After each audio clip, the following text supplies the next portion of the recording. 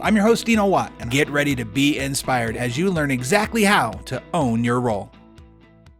And welcome once again, everybody, to the Own Your Role podcast. I'm your host, Dino Watt, and excited again to share with you unique entrepreneurs that are doing some really cool stuff in the world. And today we're going to be interviewing Scott Mautz, who is an author, a speaker, a coach, and a man at large. Let's just call him that.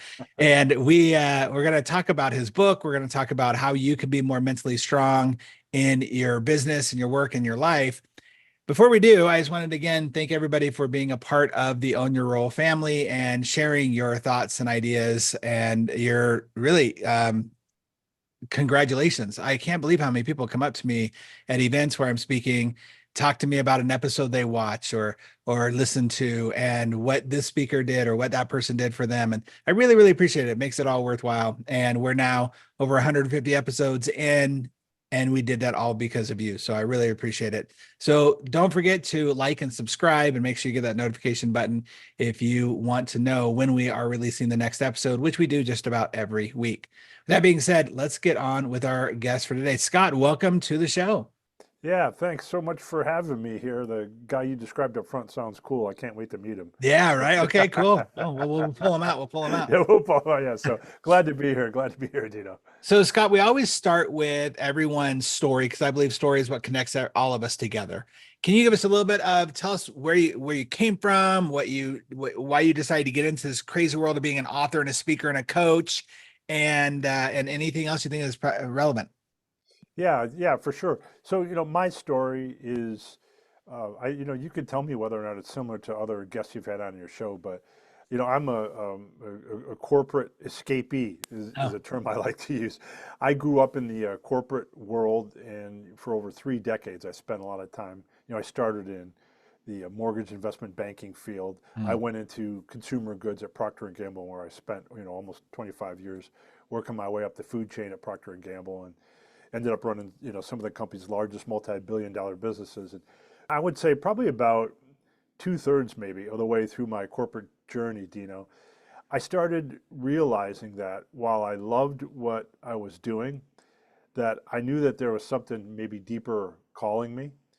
And I really felt like I was really honing in on being a student of great leadership, not just not trying to be just a practitioner of it.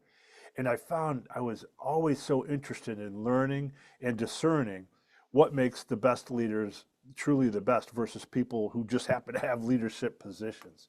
So about halfway through my journey, 2/3 away, I actually wrote my first book while I was still in the corporate world, and found that I really, really loved, and maybe it's the same for you, I found I really got attracted and drawn to the idea of someday leaving corporate and being able to expand my platform for making a difference with the written and the spoken word. And, we're going to talk more about mental strength in a minute, but especially when I discovered some of the things I discovered about mental strength in my journey in corporate world, that really sparked something deep within to be able to do what I do today, to write, speak, lead, train, all about the things that I've been learning and researching about for the past 3 decades. So you mentioned their mental strength. My brain always goes to well, not always, sometimes goes the opposite. I'm assuming that was probably you saw that because you saw the opposite too. During your years in corporate, did you run into weaknesses as a leader that stuck out to you, or like, yeah, I don't want to do that, or that's not the right way to do that? Yeah, for sure. I was very blessed to be in companies that groomed and produced leaders all around the world. I mean, Procter and Gamble is known for, statistically speaking, no company produces CEOs of other companies more than Wow. Procter and Gamble, and the management function that I happen to be in, the marketing management function that I happen to be in. So I saw plenty of good things to draw from. And like any company, you learn a lot about what not to draw from. And Sure. when I started researching, and which I have to do a lot of if I want to be a qualified author, I started learning more and more about what not to do. And you know, the more I dug into it, the more I came to the conclusion of the importance of mental strength. And just so that we're all on the same page here, Mental strength is certainly not mental health. That's a different Mhm. discussion, Sure. worthy of medical doctors and medical professors, of which I am not. Sure. Very worthy discussion. Mental strength is not just EQ. A lot of people assume right away, okay, so isn't mental strength and emotional intelligence the same thing? And I've been hearing about emotional intelligence for the past decade, so I know everything about this topic. Absolutely not. Emotional intelligence, of course, is the ability to get your emotions to work for you versus against you. Mm. It's a slice of the broader umbrella of mental strength. Mental strength being, now we get to the definition, the ability to regulate not only your emotions, but your thoughts and your behaviors and actions productively, even in adversity. And I think you could argue, especially in Mm. adversity. Mm. As I shorthanded, Dino, it's how we manage internally so that we can better lead externally at work and in life. And to your question, there are no, I mean, because mental strength is so hard. Like most of us know intuitively, Dino, that we have to self-regulate to be successful at work and life, but it's really hard. Because it's so hard, I saw a lot of well-meaning leaders break down in terms of their mental strength. And I'll get more into what that, what that means and how that's defined even further. But, I think because it's so hard, it was very natural to see a lot of breakdowns and leaders showing up mentally strong. That probably doesn't surprise you, right? Is that fair? Yeah, no, not surprising at all. As a matter of fact, as you're talking, I even wrote a note here because I remember I had a memory come to my mind about watching an Oprah show back in the day Yeah. where because you talk about like it's not just about that emotional intelligence, it's also about the leadership and the ability to do that in a stressful environment situation. And I remember they had done a test, and maybe you know about this already, but they had done a kind of a test on the audience where they had secret cameras in the waiting room before the audience came in, and they told certain groups, "Oh, I'm sorry, your tickets aren't actually available for today, therefore tomorrow," or some expiration, gave them a reason to see how people would react. And the certain people that immediately got upset and yelling and frustrated to the people who are like, okay, well, all right, how we figure this out and what we do. And it was all around this in a roundabout way, this idea of mental strength of can you take all of those elements and in a situation that is high emotion, still be calm, collected, and get what you need out of it and not be a pushover, but still get what you need out of it. And that's what came to my mind when you were talking about that. And in the end, did everybody get a car in that Nah, episode, Or not no, that no, no, no, episode. no, everybody. That would have been You a get a good, car. And you they've get been, that oh, would okay. that would have been. You don't get a car. You weren't mentally strong. That's right. It's interesting though, what you're pointing out. You're 100% right, and you're pointing out one mental muscle in particular, the fortitude muscle or the resilience Mm, muscle. Like mm, that there are six core mental muscles of mental strength, right? That what mental strength equates to. They all have to do with self-regulation. The first one being fortitude and resilience, which some of the people weren't showing. There's also the confidence mental muscle, as I like to call it, mm, the boldness mental muscle, decision making, the ability to make good decisions and to be decisive, the mm, goal focus mental muscle, which is the ability to keep you and your troops focused on the goals at hand, and what I call the messaging muscle. This mm. is the ability to stay positive minded even in the face of negativity, so that the message and the vibe you're sending out is one that people are drawn to, not repelled from, which some people in the Oprah audience were not minding their messaging very well and sending Right. out probably not exactly positive vibes in the universe thereafter. Yeah, for sure. I have a process, not a process, but an element that I teach in one of my speeches around the even if principle, Yeah, right? yeah, Are you able to hold on to your core value even if this happens? And I'm usually talking to team members, right? I'm not, but the leaders here too, obviously.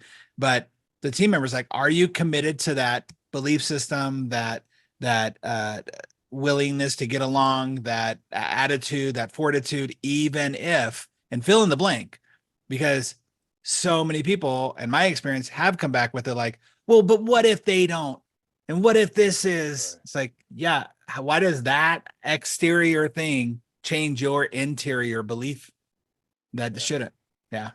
That's right. And in fact, what helps people in that capacity, and tell me if you agree with this, Dino, you know, I have found the power of, so people would say, okay, Scott, I got it. Just to your point, I got it. I understand mental strength. I understand why it's important. You got to regulate your emotions, your thoughts, and your behaviors productively, even in adversity. But even in this situation, and for those even in situations, one of the most important things about mental strength is knowing that you can get help in becoming mentally stronger. You don't have to take it on all your own. The opposite of mentally strong is not mentally weak. Mm. We all have a baseline to build from. You just need to build the habits to help you to become mentally stronger. So in those even when, even if moments, your habits are such that you're not gonna compromise the way you want to be, how you want to show up mentally strong. You know, habits, of course, they're born from repetitions, Right. systems, and Mhm. frameworks that we put out in front of us to help us with that. And in the Mentally Strong Leader, the book we're talking about, you know, I build on habit building science to make sure that the 50 plus tools that are in the book to help you get mentally stronger, build your mental muscles, are all built on habit building science and systems and frameworks because of exactly what you're talking about. You can't let the even if scenario become, well, except. It has to be a constant if you want to stay mentally strong. I'm assuming the only even if is if your mother-in-law is followed behind that, right? But even That's if, but what if it's my mother? Like that, well, that's that's more especially if. Yeah. different.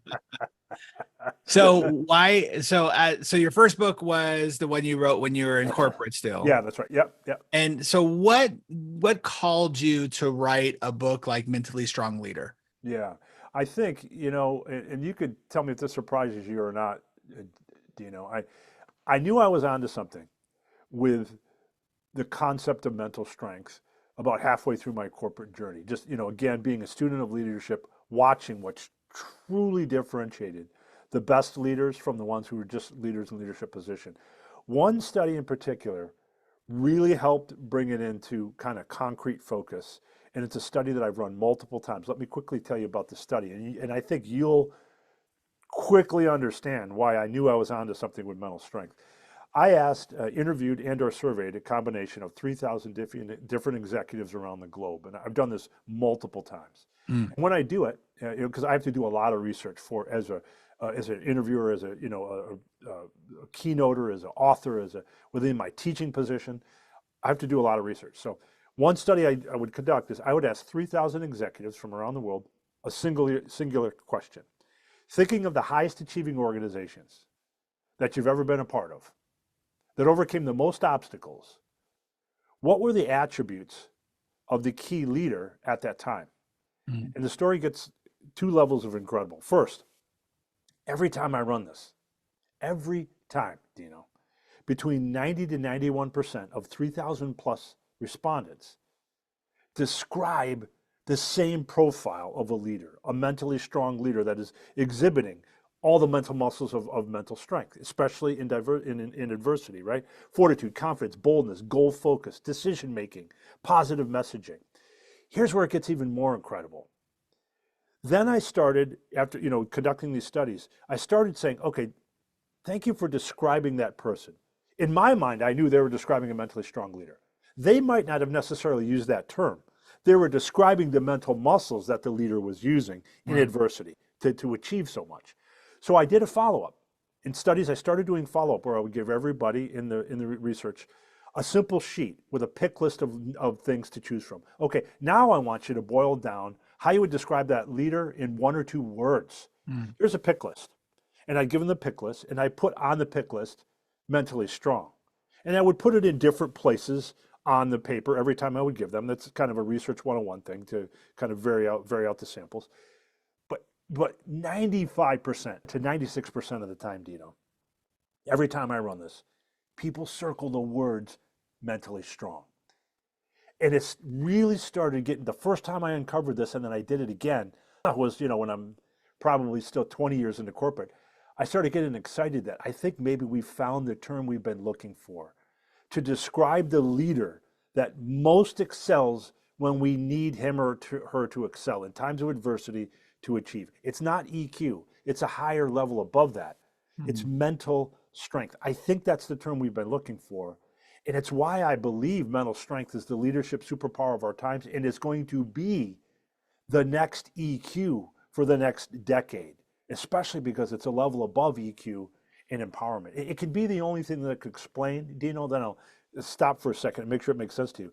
It can be the only thing that can explain not only why the book, The Mentally Strong Leader, is off to such a hot start, but why a course I teach on LinkedIn Learning about building mental strength habits, there will be over 250,000 people that will take that class by the end of this year. Wow. And that's well ahead of the other 30 courses that I teach on LinkedIn Learning. I believe mental strength is the next EQ. I get so excited about it. Let me take a pause and make sure all that makes sense to you. Yeah, it totally does. And I love that concept. My question that I thought of when you were saying this is how do we I'm 51. I'm in the space of I still feel like I'm learning so much and I love learning about stuff like this. I love finding out more. I've actually delved a lot into EQ because I deal with a lot of team members and trying to Yeah, help them, especially the Gen Zs and Gen Ys, help them actually understand EQ more because I don't think it's taught anymore. yeah, So how do we help those generations? And I'm not in any way, for those of you listening, trying to put them down. I'm just stating right. what I think is, and I see it in my own kids of how do we help them have a desire to be more mentally strong? Because I feel like there's a lot of the world nowadays saying, no, you bend to my weakness instead of Yeah. demanding I make you get stronger. And I think I have an answer you're really going to like to this, Dino, because I thought about this. I thought about what you're talking about a lot, especially with Gen Zers and now we're getting to the alpha generation before you even know it here. And that is this. If you're able to assess where you stand on your own unique personal mental strength journey, it unlocks so much for Hmm. everybody, no matter what generation you fall in. In the book, The Mentally Strong Leader, it took me almost 3 years to develop, using data science, data scientists, the whole nine, a 50 question questionnaire that statistically and scientifically and from a data perspective validates your closeness to mental strength being a strength or not. You take 50 question questionnaire, it takes you 15 minutes. When you're done, it produces an overall mental strength score. So you can see what tier you fall in, right? All the way from you're a beacon of mental strength, all the way down to you're a novice and you're still learning. And no answer is any better than the other. It just points out where you are in your overall journey, your overall score. And it gives you a score by mental muscle: fortitude, confidence, boldness, goal focus, decision making, your ability to message positively, even in negativity. And so what I'm seeing happen, and I think it's one of the reasons why the book is garnering so much attention, Dino, is because when you can do that, you're able to create your own customized mental strength training program. And that brings in people from all walks of life to want to be interested in starting their own journey because they're not hearing from some keynote speaker who they suspect speaks the same way to everybody in a canned fashion all the time with the same message, regardless of their background. Not true. You start with the assessment and you figure out where you start and then you engage in that journey accordingly. Wow, that's really amazing.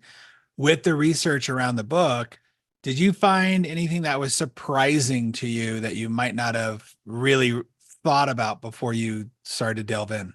Oh, sure. And it's the nature of any research. I do a ton of research from my books, from my work. I've done things with Indiana University, their School of Executive Education. I mean, so I have to do a lot of research. As a researcher, you're always being surprised, right? You're always putting out hypotheses and confirming or denying, and something will always come out exactly not the way you suspected. But well, one of the things that I didn't expect, was the level to which people underestimate their ability to become mentally stronger. Oh, I interesting. can't, I can't tell you how many times people would assume mental strength is a fixed asset. Sure, you can learn things in life. The growth mindset is real that Carol Mhm. Dweck taught us all. Sure. But the assumption I hear from so many people, but dude, we're talking about my emotions, how I act, how I think. That's my wiring, man. That is what it is. And it's not true. The opposite of mentally strong is not mentally weak. We all start with a baseline. If you have the habits in place, you can become mentally stronger over time. And a metaphor that I'll use that always seems to help people that start out with the assumption of, I can't change my mental strength. That is who I am. And it's going to be too hard to do that. Yeah. Think about this metaphor. Think about your physical muscles. If you wanted to build your physical muscles, Dino, you'd go into the gym, right? And you wouldn't work on, by the way, every muscle all the time, every day. It'd be a 19-hour workout. You'd quit Sure. after 2 weeks. You'd be like, this is ridiculous. Wednesday is back day. Thursday I is mean, I leg day. know. I mean, obviously, look at me. I know Yeah, I mean, exactly you're what you're jacked. talking about. It's You get obvious. it. You're the rock of podcasting in many, many ways. It's obvious. But you don't do it right. It's similar with mental strength. Yeah. You determine what mental muscles that you have to build up. You don't have to be overwhelmed and try to tackle it all at once. Maybe you're naturally, you have great resilience. Your fortitude muscle is really strong. You just have to maintain it. But your confidence really drops at times, and you want to work on that. Once you know the muscles that you have to level up, it becomes much more doable. So to your question, I'm always surprised by the assumption people make about I can't change my mental strength. It is what it is. That is just not true. Do you feel like the majority of people, not majority, do you feel like people often let certain muscles atrophy?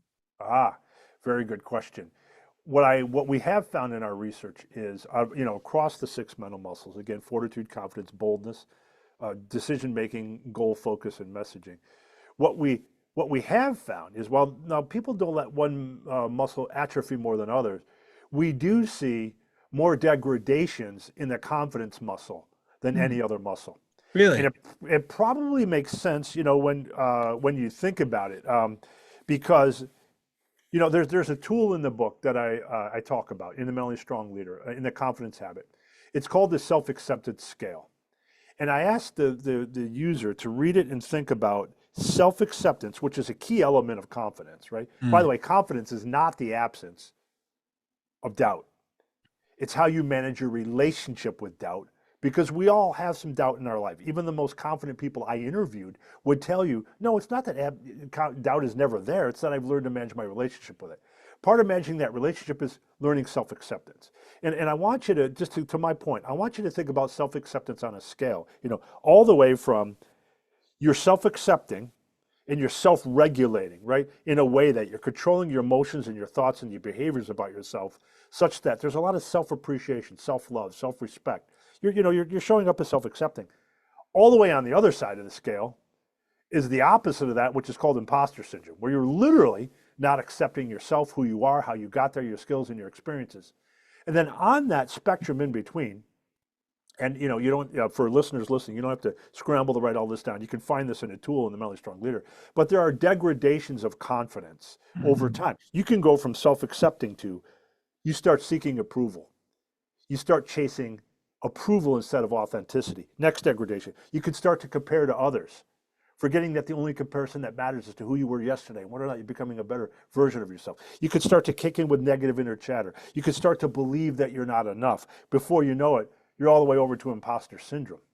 And it's these multiple degradations of confidence that happen naturally in a progressive fashion that gets people to, even if they have a confident muscle, they got to go back to that gym over and over again, because there's so many occasions for us to doubt ourselves, so many moments of weakness that cause us to throw the habits that we've built out the window. And that's what I find, that one of the confidence muscles, one of the ones people have to return to the most.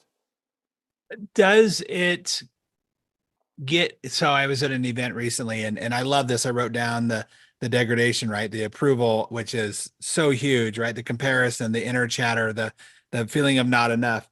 And I talk a lot about in my training for speakers around this imposter syndrome, right? Yes. What that is. And I actually have a belief, and sometimes you need to lean into it to be like, okay, cool. Yeah, we all got it. Like, I'm not alone.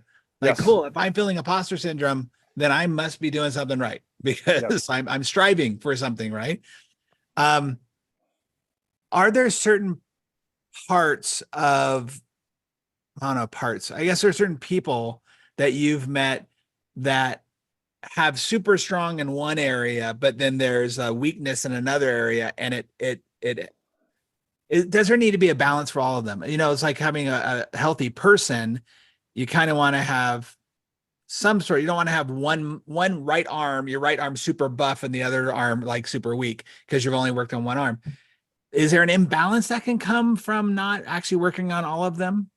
I think there is, and whether or not you have to master each and every one of them all depends on what you want out of mental strength, right? Hmm. So the research I've been doing for over 2 decades now, Dino, clearly points to the fact that the six mental muscles that I described, they are the most correlated leadership skills when it comes to achieving in the face of adversity. Hmm. And that makes sense. When you think about it, if you said, hey, we've got a major roadblock coming, a lot of adversity, we need to come out the other side successful. What do we need to bank on?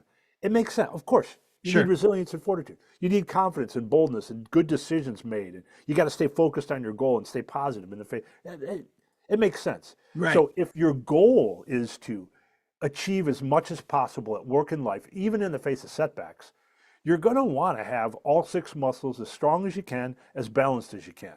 That doesn't mean that's necessarily everybody, though. The book, The Mentally Strong Leader, is written for that high achiever that wants to achieve at the highest level. But who's to say that that's right for everybody? You can also choose to say, you know what, in my life, and I'm not even talking about at work, I'm making this up. In my life, I really want to work on let's say comparing to others, right? Which, by the way, do you know is something that I personally have to work on? Mm-hmm. I teach mental strength. I pride myself in being fairly mentally strong. I still have to work on my confidence muscle and losing the plot and starting to compare to these other people that I see out, quite often in the social sphere, right? Where I'm comparing my blooper reel to their highlight reel, Yeah, right? totally. I'm Right. giving way too much credit to things that I don't know about their circumstances that might be lending them to naturally succeed in areas that I'm not. And so Mhm. maybe for me, I just really want to focus on that one thing to bring more happiness and joy in my life. So it's a long answer to your simple question. If you want to maximize achievement and success, the stronger you can be in all six mental muscles, the better off you're going to be. But that doesn't mean you can't pick one or two that are right for you in your situation that you want to elevate and amp up. Well, it seems like picking one, strengthening the one, will have a ripple effect to the others as well, Yeah. because they kind of almost have a symbiotic relationship, right? It's like, okay, well, if I'm going to be focused on my mental fortitude, then that means I also need to focus on my goal that Yes. is there. So there's this chain reaction that happens between them, which Yeah. is incredibly powerful. And I'm even going to confirm what you're talking about with data in a way here. I've done this multiple times, Dino, where, I've 12, 13, 14 times with organizations where I will administer the mental strength self-assessment. The individual people will take the scores. And, of course, they always want to know, how do I compare to the average? And if they force me, I'll tell them. But Right, your right, score is your score. It's for you. It's right. the only thing that matters is your score. And then we'll do an engagement. They'll work on some skills. Let's say they get stronger in the fortitude muscle, right? Then we reissue the same survey, the same assessment 3 months later. They scored higher not only in the fortitude muscle, but every single time, Dino, you know where I'm going with this. All They the other scored muscles. higher on other muscles I as bet. well Yeah. because they've proven to themselves they can increase their mental strength in a measurable fashion, not only the thing that was most important to them, but to other mental muscles as well, because the whole concept of mental strength becomes achievable and attainable to them. So I'm wondering in your research if you found this, and if not, it's okay. I'm always curious of where things, the origin of things. And if Yeah. you look at kids, like little children, toddlers, talk about like determination, making sure that they're focused on their goal. Like, don't care. It's selfishness. Don't care about what everybody else wants. I want that toy. I want that thing, whatever. Even if you're raised with parents who teach you, good manners, and you're still, I think the nature of us is that little child who just wants what they want and they're going to go for it no matter what. But there's some moment in life, probably around puberty or whatever, or Yes. maybe it's Yes. your parents that pulled you out of it, that you were taught mental weakness. You were taught bad habits, if you will. Did your research show anything like that? Yes, and I'm going to tell you something that may or may not surprise you. There's puberty and then what I call adult puberty that I found in my research, and I'll explain. Absolutely, it just makes sense. When you think about mental strength, it's the ability to regulate your emotions, your thoughts, and your behaviors productively. When Mm, is the first time we struggle with that?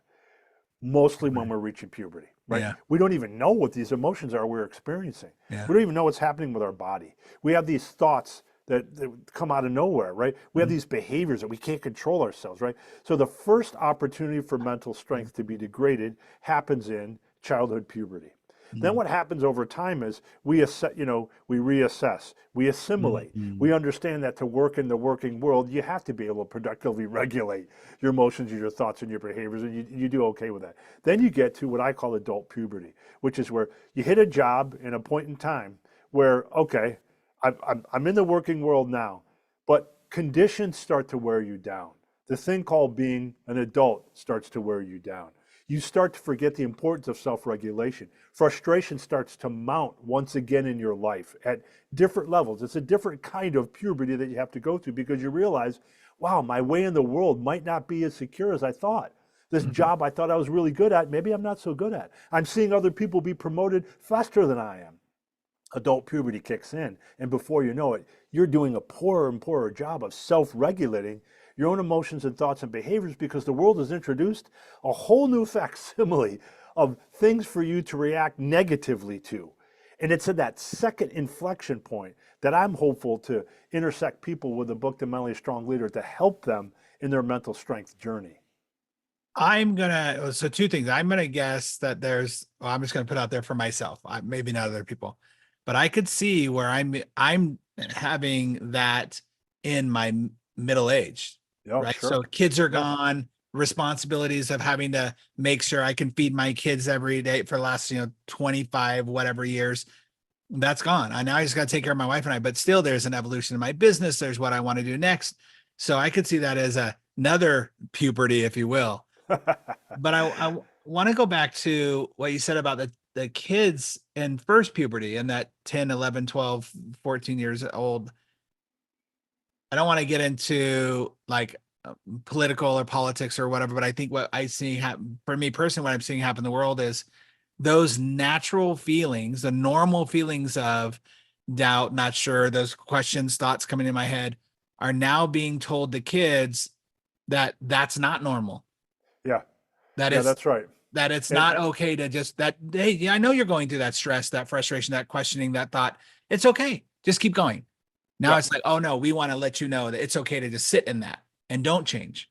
yeah, and to build on what you're saying, Dino, one of the reasons why I am so confident that mental strength is the leadership superpower of the next decade, it is the next level above EQ, is because of how important it is more so than ever. And the think about what you were just saying about kids, adolescents these days that are being told things like that it's not okay to have those feelings and those emotions.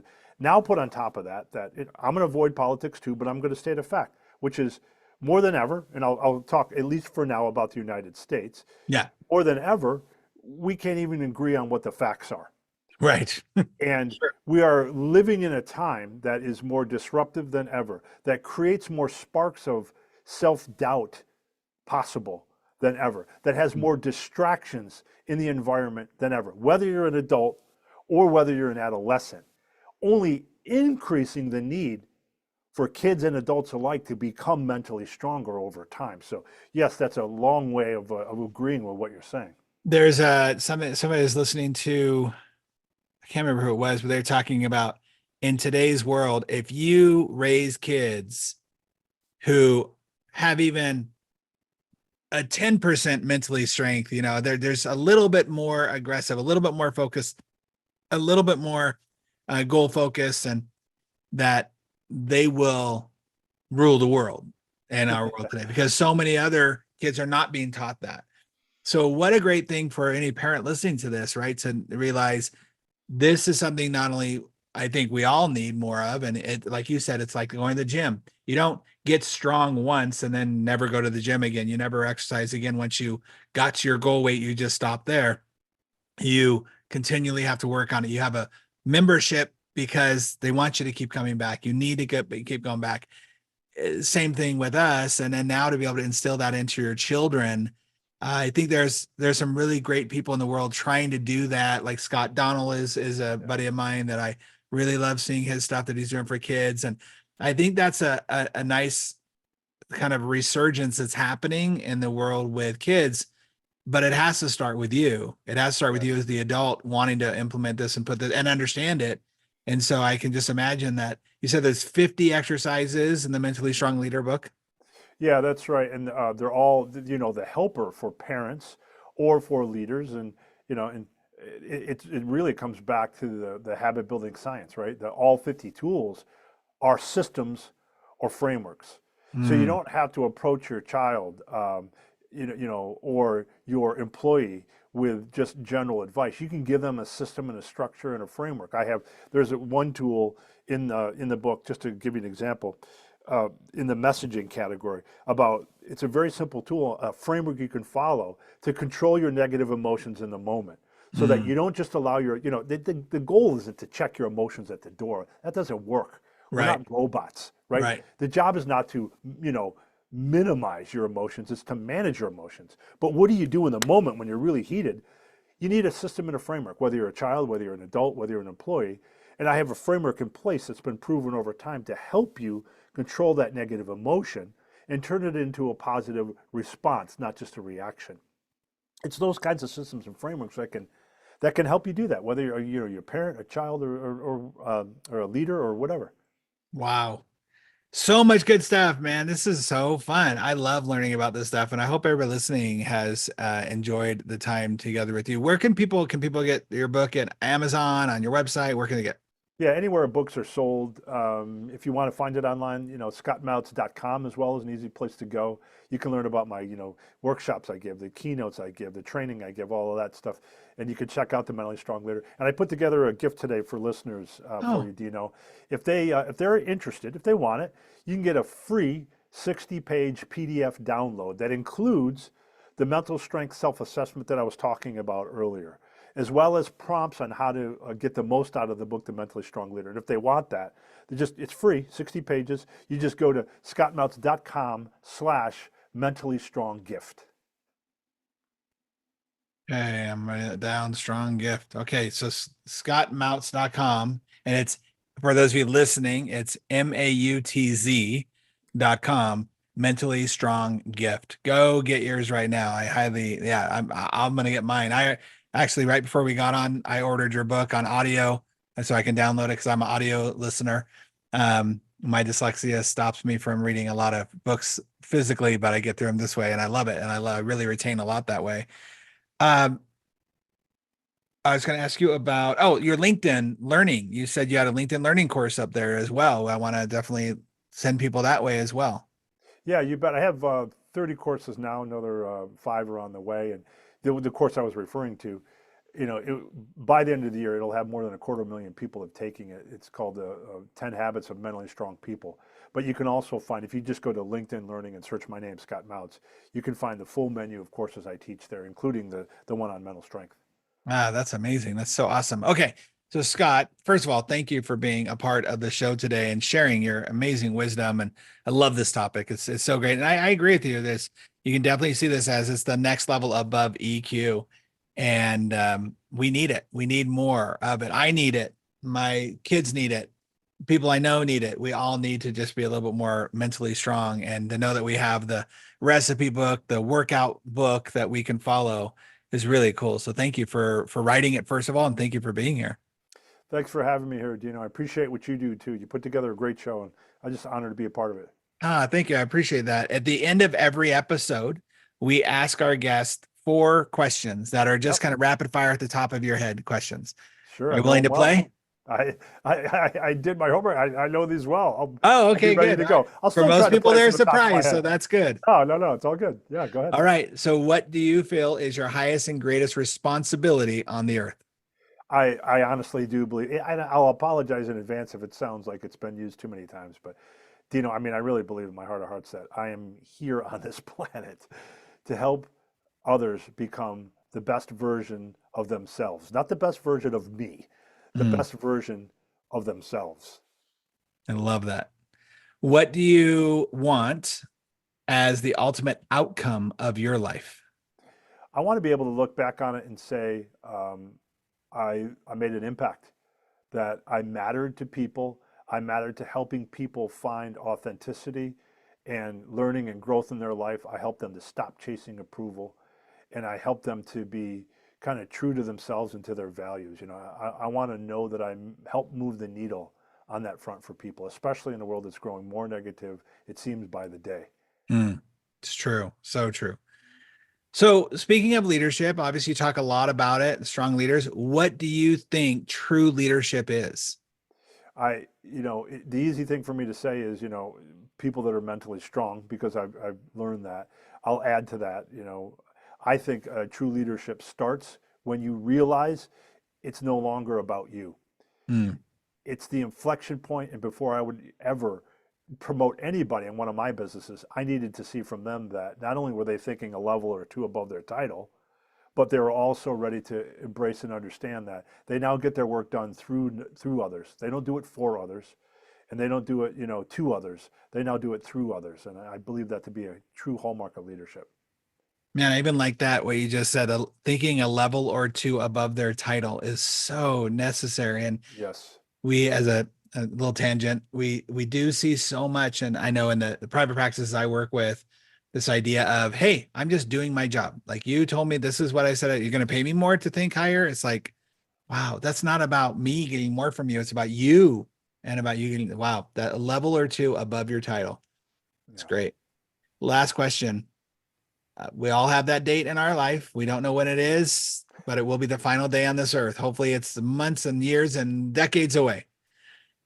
What experience do you want or hope to have between now and dead? Yeah, I mean, this might be the easiest one of all for me, and maybe it's not for most of the people you asked this question to. But for me, Dino, I just want to leave it all on the field, man. Mm, I want to look back from whenever that day is coming, which is coming for us all. I want to be able to look back and say, there's nothing I didn't want to try. There's nothing I didn't want to do. I'm not talking about, within the context of financial constraints or not. I mean, I'm talking about within my heart. mm, Did I leave it all out on the field? Did I put the best version of myself out there? Did I try the things I wanted to try? Did I not succumb to fear? Have I invented myself enough times to the extent that I wanted to? I just mm. want to know I left it all out on the field. Yeah, man, just to know that you experienced so much in life and been like, yeah, I did that. Yeah, I did that. I tried that. I Yep. wrote a song years ago for my wife for one of our anniversaries, just because I was like, I want to know what it's like to write a song and produce it and sing it. And it's just for her and I, it's whatever. But yeah, it's like little things like that that you can look back on and go, I did all the things I wanted to do, not Yeah, for the success of it, but for the experience of it. that's right. I don't want to be categorized on my deathbed. I just, Yeah. I just want to be eulogized, man. Yeah, that's awesome. That's so good. Man, Scott, thank you so much for sharing your wisdom and especially your time with us. It really means a lot. Appreciate you, Dino, and what you do. Thank you. Everybody, please go check out scottmautz.com. Go see his lessons on the LinkedIn Learning. I'm going to for sure. Like I said, I just downloaded his book and would love to hear your response in the comments about your experience listening to Scott and listening to or reading his book. Thank you, everybody, for being here again on the Own Your Role podcast. We will see you on the next episode.